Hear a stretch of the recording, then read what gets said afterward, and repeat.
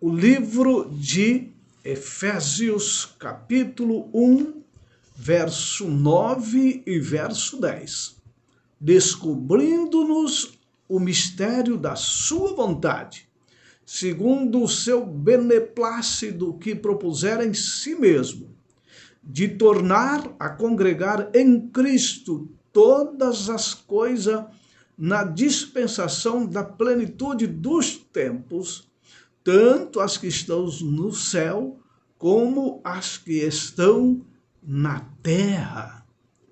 Paulo, falando aos Efésios, escrevendo estes versos, ele usou pelo menos aqui 3 rótulos para o plano de Deus. Ele usou o termo, o mistério da sua vontade. O segundo, ele usou o termo, o seu propósito. E em terceiro, ele usou o termo, um plano para a plenitude dos tempos. E eu e você, ao olharmos esses textos do apóstolo, podemos perguntar: qual é o plano supremo, final de Deus? Você já pensou nisso, meu querido ouvinte?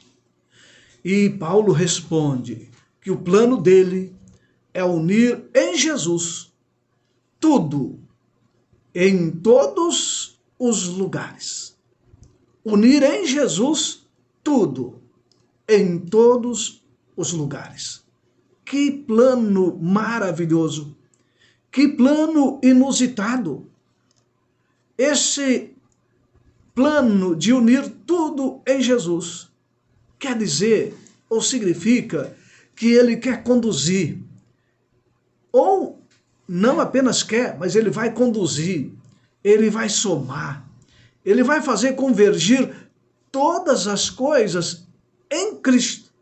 Esse é o plano, convergir tudo em Cristo.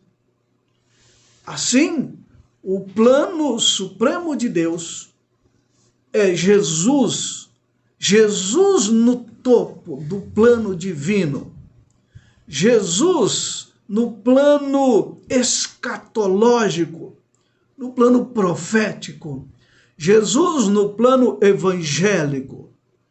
Porque, amados, para onde que a humanidade vai sem Jesus? Explica-me, se você tem condição.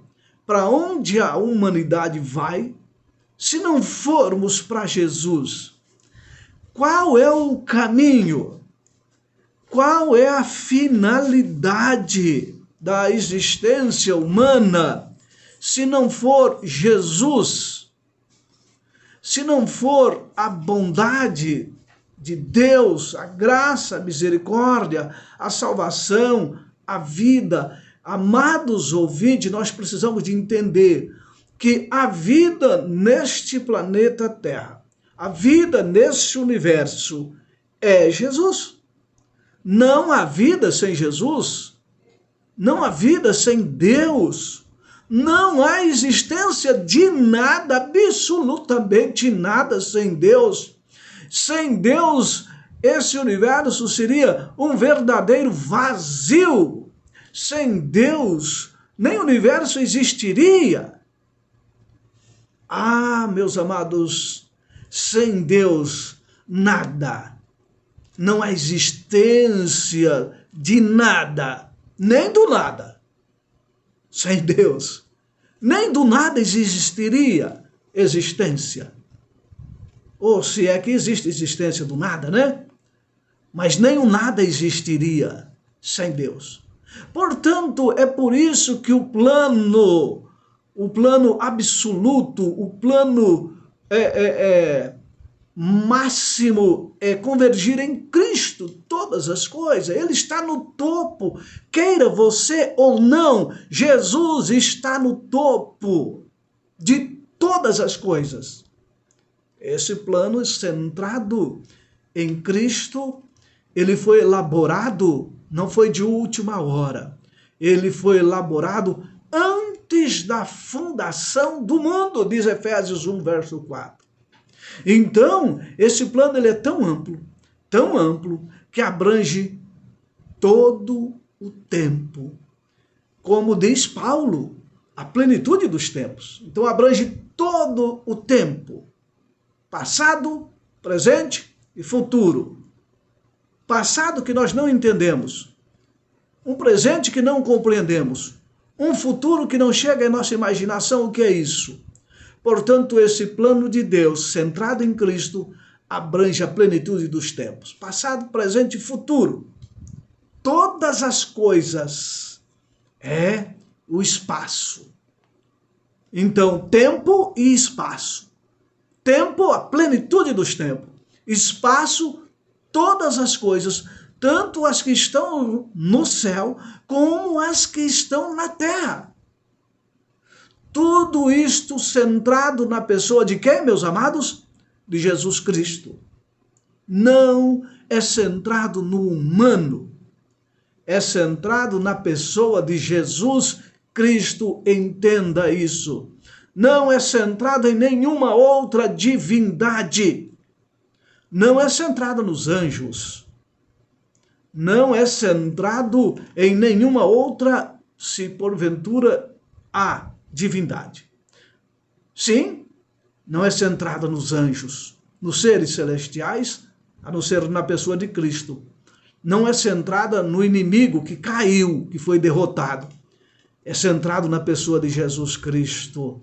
Então, Paulo, ele anunciou a unidade em Cristo como o grandioso e divino objetivo para o universo. Grandioso e divino objetivo para o universo. A unidade aonde, meus amados? Em Cristo. É simplesmente assim.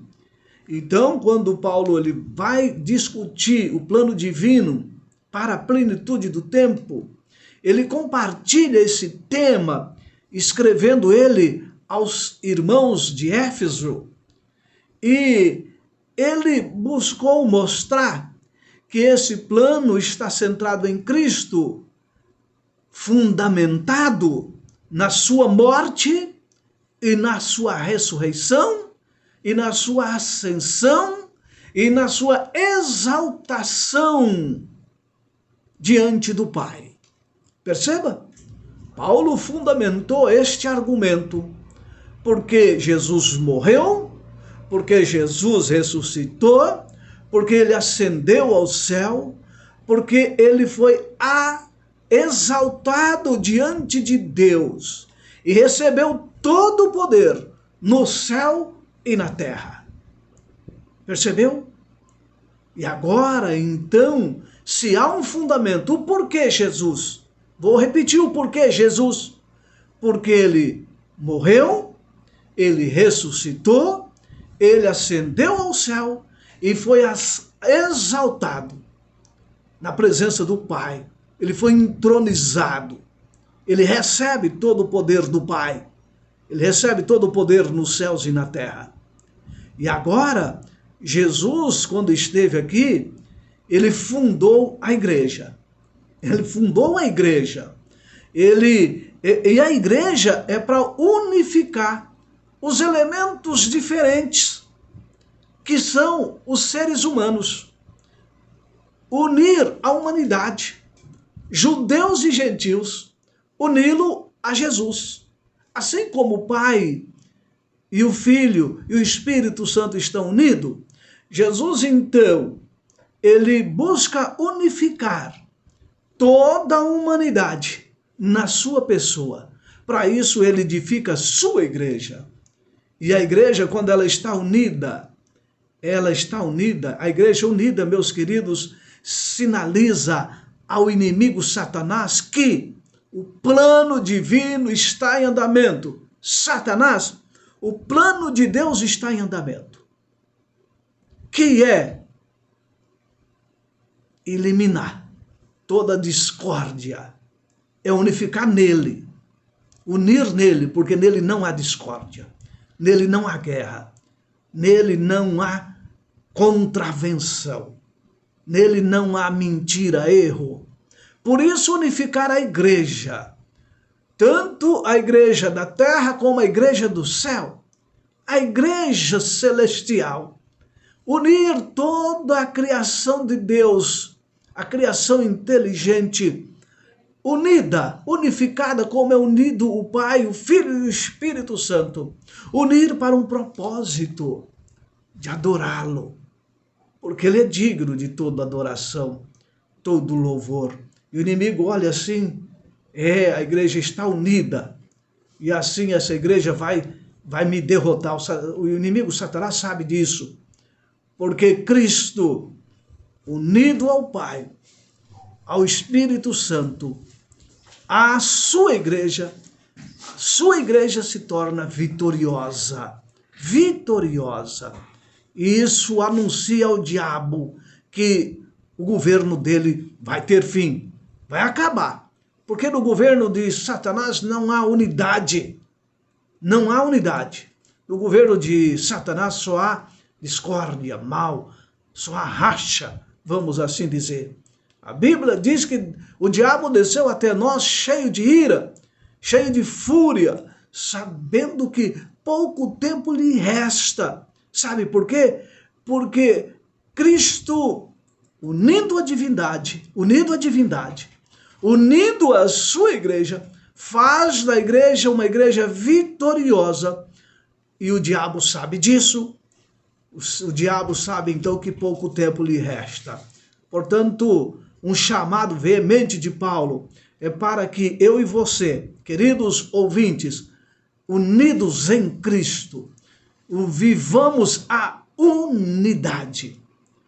Unidade. Paulo ele faz uma longa exortação para evitar que os fiéis filhos de Deus tenham um comportamento que prejudique a unidade. Paulo ele apela para a unidade. Ele apela para que eu e você não buscamos desunir os filhos de Deus. Desunião não é de Deus.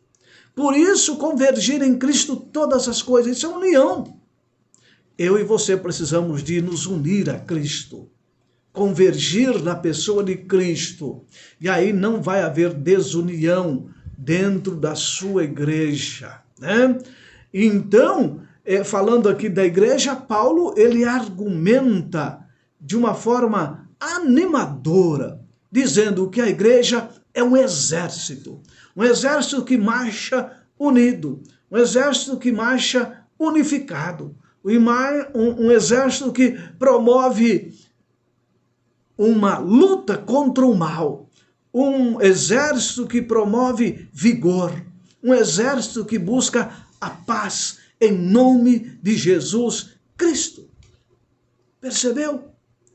Percebeu como Paulo enfatiza igreja unida, exército unificado, que vai promover o vigor, vai promover a paz em nome de Jesus Cristo, unificado em Jesus, unir em Cristo. Portanto, amados, a redenção que Jesus propôs, a redenção que Jesus promoveu, é o grandioso plano, o plano supremo, arquitetado para unir todas as coisas na pessoa de Jesus.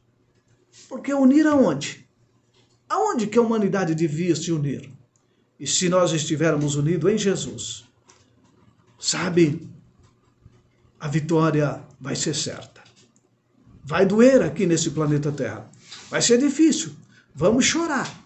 Até a morte vai vir nos buscar. Mas a garantia da ressurreição de Jesus é a nossa garantia. A garantia da nossa redenção também. Sabe por quê? Porque nós fomos predestinados, meus queridos, nós fomos predestinados para o louvor da glória de Deus. Você já imaginou o que é isso? Você não foi predestinado para a miséria, não. Você não foi predestinado para a ruína. Você não foi predestinado para viver sofrendo, só sofrimento. Você não foi predestinado para viver aí jogado às traças. Nenhum ser humano foi predestinado para viver nas sarjetas da vida, nas valas da vida. Não, nós fomos predestinados para o louvor da glória de Deus. Percebeu? E a redenção que Jesus efetuou na cruz do Calvário foi para isso. É por isso que a redenção de Jesus foi tão perfeita que ele foi entronizado e exaltado com um nome acima de todo o nome. O apóstolo Paulo, quando ele estava escrevendo aos Efésios, ele percebeu que os Efésios estavam perdendo a noção da pessoa de Jesus, da redenção que há em Cristo Jesus. Eles estavam perdendo a noção de que eles eram cristãos. E muitos de nós hoje também estamos perdendo a noção de quem é Jesus para nós, de quem é Jesus para a igreja, de quem é Jesus para você, meu querido. Você perdeu a noção? Quantos de nós perdemos a noção de quem é Jesus para nós? Sabe por quê? Porque nós não queremos olhar a Bíblia Sagrada. Nós não queremos olhar esse plano inusitado que Deus fez antes da fundação do mundo. Nós não queremos compreender esse plano. E aí ficamos sem noção. Você já tem noção do que Jesus fez para você? Do que Ele quer de você? Efésios diz que os cristãos de lá, desta igreja, do tempo de Paulo, estavam perdendo a noção. Então, Paulo ele veio agora para reforçar a identidade deles como cristãos. E Paulo ele começou a mostrar que os cristãos não são vítimas de decisões arbitrárias, de decisões aleatórias, de diferentes deidades ou poderes astrais. Não. Paulo está dizendo, vocês não são vítima dessas deidades que são pregadas por aí. Vocês não são vítimas arbitrárias desses deuses que se pregam por aí. Vocês não são vítimas das decisões desses deuses que existem, dessas deidades, desses espíritos. Vocês não são vítimas. Não, vocês são filhos. Filhos do Pai Celeste. Paulo começa a mostrar isso para os crentes de Éfeso, porque eles estavam perdendo a noção. E hoje muitos de nós perdemos a noção e achamos que somos vítimas das diversas deidades que existem por aí. Somos vítima do tranca-rua, somos vítima do demônio A, do demônio B, do demônio... Tantos nomes que existem por aí, tantos santos que existem por aí, somos vítimas de tantas ideias que existem por aí, até somos vítimas do próprio Deus, porque muitos dizem que Deus está sentado lá, olha, não faz isso não porque Ele vai te castigar, não faz isso não porque Ele vai te punir, não faz isso não porque Ele vai te levar para o inferno. E aí, na mente de muitos cristãos, nós somos vítimas até do próprio Deus. Que Deus é esse que faz as suas criaturas vítimas? Cristãos que perderam a noção.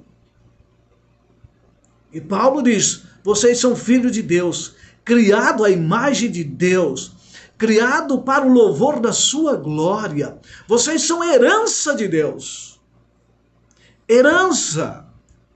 As decisões que nós vamos tomar é nossa, não é de Deus, porque Deus ele já tomou uma única decisão. Vocês não são vítimas arbitrárias, aleatórias dessas deidades, dessas ideias, desses seres. Vocês não são vítimas de Satanás, vocês são filhos nossos. Vocês estão sofrendo, sim, mas Cristo tem a bênção.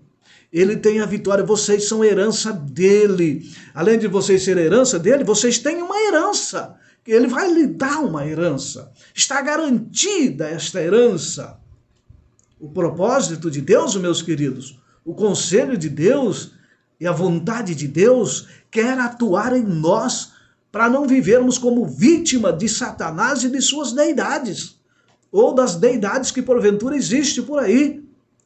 Não podemos ser vítimas de Satanás, nós temos que ser filhos de Deus. E às vezes nós sofremos como vítima. Ai, está doendo daqui. Tudo nós somos... Por quê? Porque esquecemos de Deus. Os Efésios estavam perdendo a noção, esquecendo das bênçãos de Deus, da bondade de Deus. esquecendo de que o plano divino era unir todas as coisas, todas as pessoas em Jesus. E unidos em Jesus, nada vai abalar. A sua confiança não vai ser abalada. Unido a Jesus, a sua confiança não vai ser abalada. Se a sua confiança está abalada, é porque você não está unido a Jesus. E esse é o plano divino. Unir você, meu querido ouvinte. Unir a sua vontade. Unir os seus planos. Unir a sua fé. O seu propósito de ser louvor para Deus. Unir na pessoa de Cristo Jesus.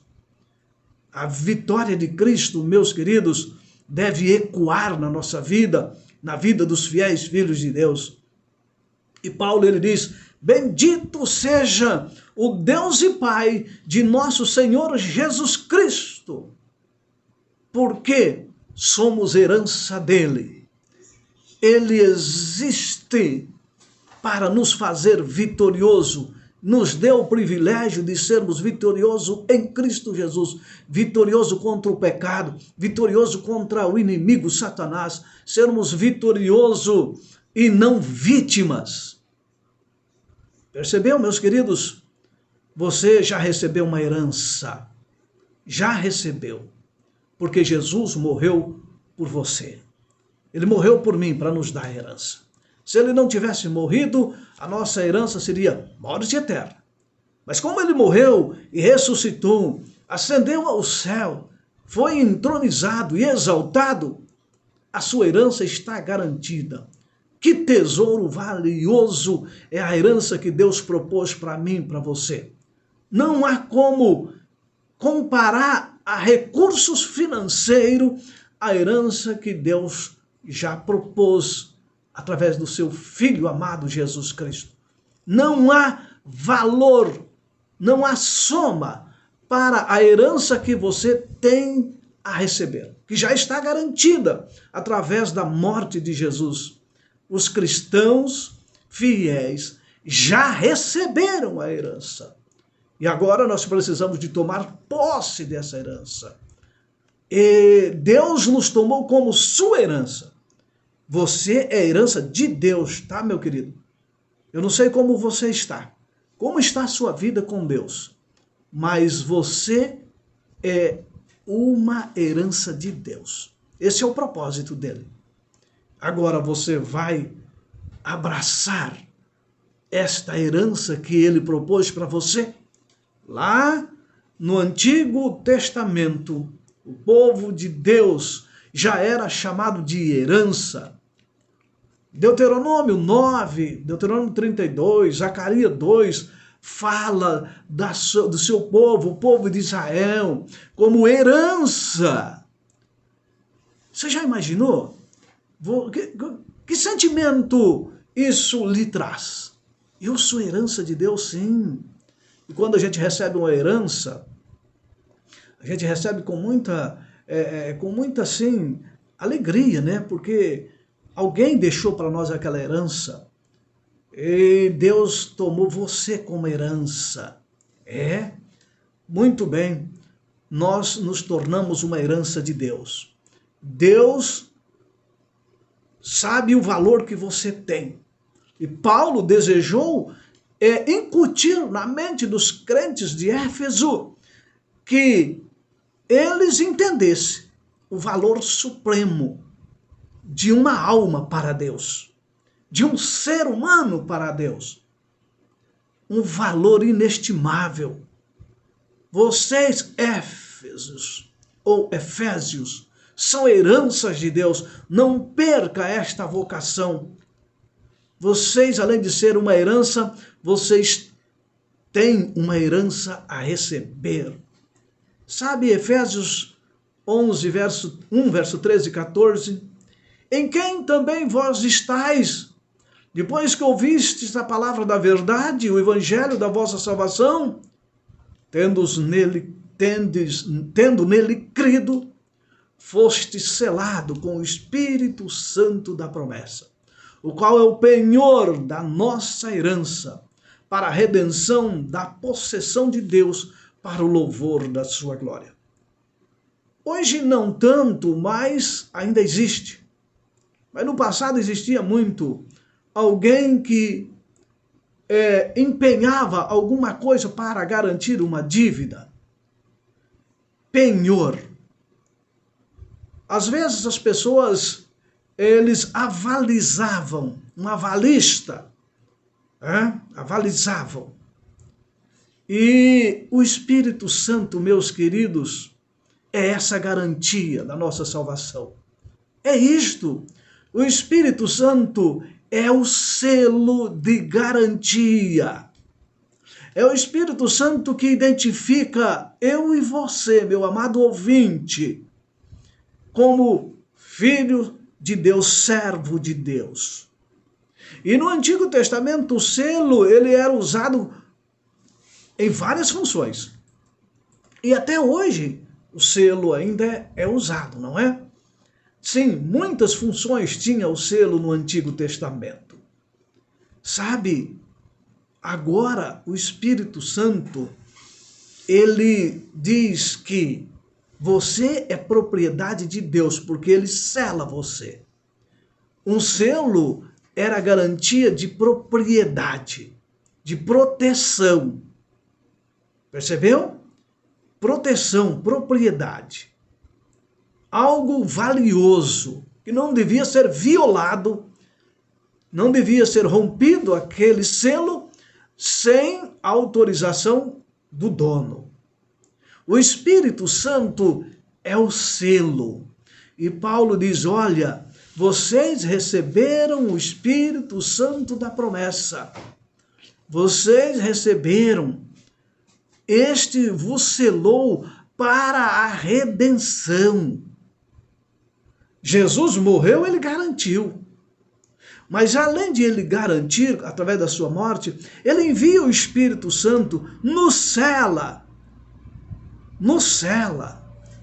Quer dizer, o Espírito Santo, meus queridos, é a garantia de que você está liberto pelo sangue de Cristo Jesus. Por isso o Espírito Santo trabalha na sua e na minha vida todo dia, dizendo, este é o caminho, andai por ele. Você que já aceitou Jesus, você foi marcado com o Espírito Santo da promessa para a salvação. A sua fé está fria, você está desanimado. Entenda uma coisa, não rompa esse selo, não perca este selo. O Espírito Santo já garantiu, porque Cristo quer unir, a divindade quer unir todas as coisas, em todos os tempos, na pessoa de Jesus. E o Espírito Santo nos sela, diz, está fechado, está confirmado, está garantido, tá certo? O Espírito Santo, então, é a garantia da nossa herança. E o Espírito Santo nos dirige para o momento em que vamos receber do Pai esta herança. O Espírito Santo nos dirige para cima, para o alto, para a frente, para o propósito de Deus, dizendo, ó, você vai receber a herança já já. Espera um pouquinho. Garantia, meus queridos. É como se fosse a primeira parcela do pagamento. É como se fosse. Não dá para se comparar, não é? É um pagamento adiantado. O Espírito Santo é como se fosse um pagamento adiantado. A garantia é como? Você está entendendo? É simplesmente uma comparação. Então, os crentes não vão pagar essa parte. Nem a primeira parcela, se fôssemos assim comparar, nem a segunda, nem nada. Porque a salvação é de graça. É pela graça em Jesus Cristo. E o Espírito Santo já lhe garantiu isto. Ah, meu querido, você vai perder isto? Você está sem noção? Perdeu de vista? Perdeu a noção de quão imensa é a bondade de Deus para conosco. Você perdeu a noção de quanto o Espírito Santo trabalha para que você não perca esta herança. Ah, meus queridos, Deus vai completar essa obra que Ele começou em mim, em você. Ele começou uma boa obra no meu e no seu coração. Ele já começou. Ele que vai completar. O Espírito Santo é a garantia. Logo mais, a Igreja de Deus, composta por todos os fiéis filhos de Deus, em todos os tempos, de todas as eras, de todos os povos, logo mais, esta igreja que viveu unida aqui na terra, vai estar unida lá na Canaã celestial, com aquele que morreu, ressuscitou, foi assunto ao céu, foi entronizado e exaltado.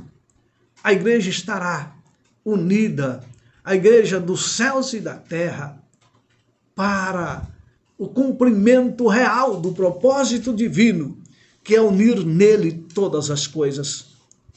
Você já foi selado com o Espírito Santo da promessa? Você já recebeu essa garantia na sua vida? Você tem noção de que o Espírito Santo quer fazer na minha vida e na sua vida? Por favor, vá para Jesus. Não perca o objetivo, meu querido. Não desanime, porque Deus tem um propósito grandioso, maravilhoso para mim e para você. Você já imaginou toda a igreja no céu e na terra unida, você lá junto, cantando o cântico da vitória? Você olhar para trás e ver quanto Deus fez, como o Espírito Santo foi bondoso, como ele dirigiu você nos percalços dessa vida? Você já imaginou quão maravilhoso será? Não perca esta herança. Você é a herança de Deus, tá? Você é a herança de Deus. E Ele quer te dar uma herança maravilhosa. Abrace essa herança. Vamos viver para Jesus, não vamos? Vamos orar, Pai querido. Obrigado, Senhor. Obrigado porque o Senhor nos dá essa garantia através do Espírito Santo. O propósito firmado antes da fundação do mundo vai se cumprir logo mais, quando o Senhor unir todos os fiéis de todas as eras, todos os povos, unir em glória e majestade, no dia da sua volta, e nós vamos subir, cantar o cântico da vitória, porque o Senhor nos redimiu, porque o Espírito Santo nos dirigiu, nos garantiu. Vamos receber uma herança que não há como calcular, imaginar. Obrigado, Pai, por essa esperança. Esse filho querido teu nesta manhã que está desanimado com a fé, está desanimado com as coisas eternas. Esses que, quem sabe, perderam a noção. Pai, tome em tuas mãos, por favor. Anime-nos, dê-nos o teu poder. Fique conosco. Dê-nos a tua bênção para esse final de semana. Oramos em nome de Cristo Jesus. Amém? E amém. Meu querido, um abraço muito forte. Que Deus te abençoe. Espero você no próximo programa, se assim Deus nos permitir. E até lá.